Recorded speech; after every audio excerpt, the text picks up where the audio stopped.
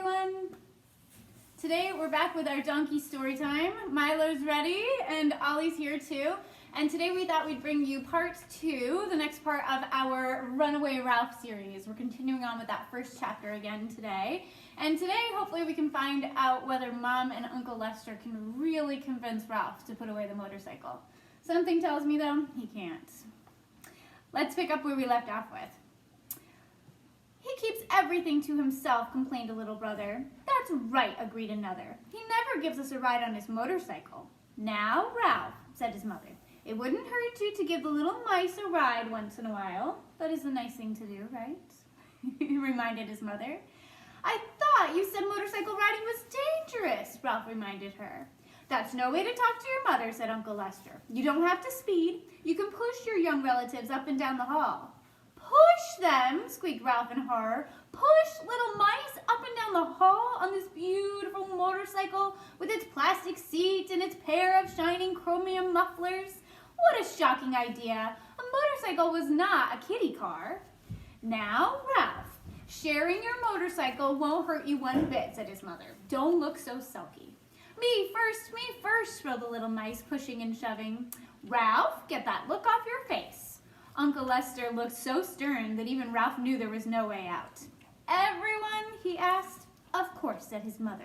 Quiet, children, or you'll wake up the night clerk. Ralph wished the little mice would wake up the night clerk so he'd have an excuse for hiding his motorcycle. However, his young relatives... Oh, Ollie, can you move along? Move along, buddy. You're in the camera. You're in the way. Sorry, excuse us.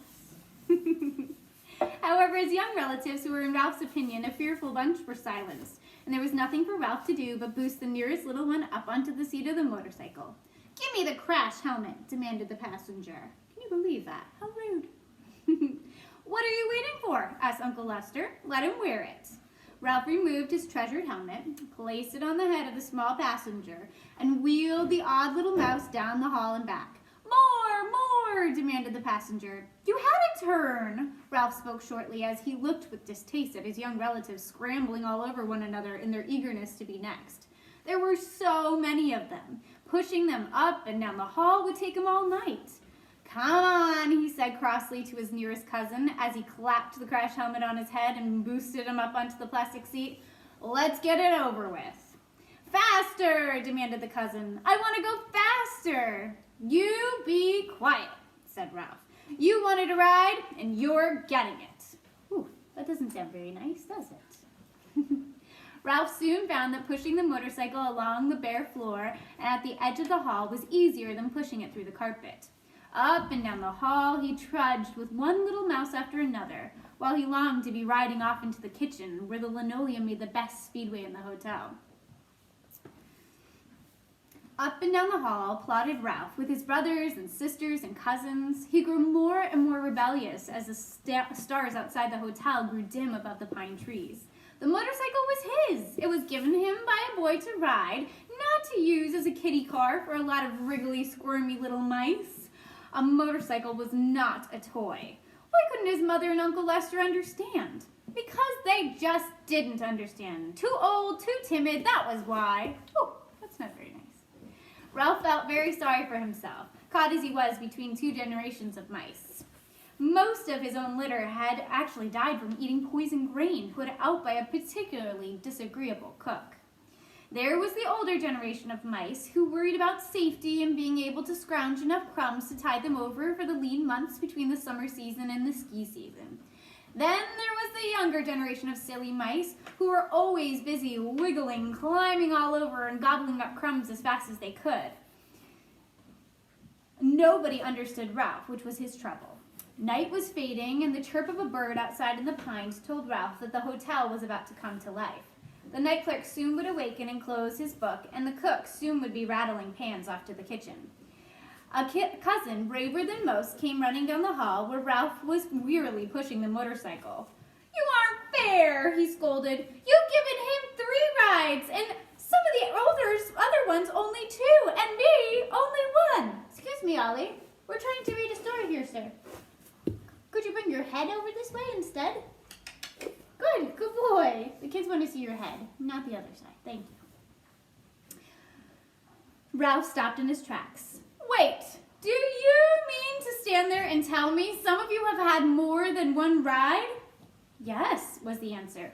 And I'm going to tell Uncle Lester on you, and then you'll really catch it. Ralph was too angry to squeak. He snatched his helmet from the head of the passengers, tipped him off onto the floor, mounted his motorcycle, and took a deep breath. I'm gonna need your motorcycle noise, please. Ralph shot down the hall and into the lobby. The first pale rays of morning sun filtered through the pines, which now were filled with joyously chirping birds. The night clerk stirred. All the little mice looked frightened as they scuttled toward the stairs in the safety of their nests and shredded Kleenex. The night clerk sat up, yawned, stretched, scratched his chest, and giving Ralph just enough time to garage his motorcycle in the dark corner under the television set before the last shadow of night faded from the old hotel. Ready to rest and filled with bitter thoughts, Ralph set his crash helmet down on the dusty carpet and sat down with his back resting against the front wheel of his motorcycle.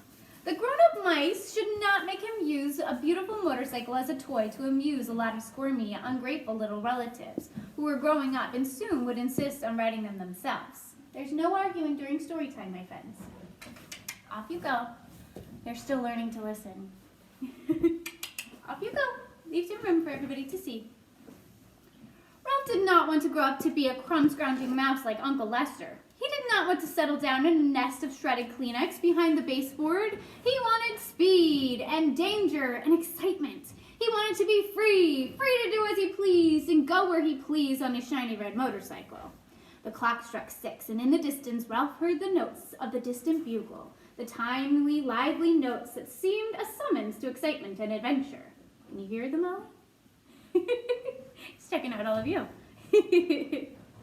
He wanted to be free, and he wanted to go where he pleased. Those notes seemed to be calling him, a summons to excitement and adventure. And now that he knew where the notes came from, he knew there would be peanut butter and jelly sandwiches too.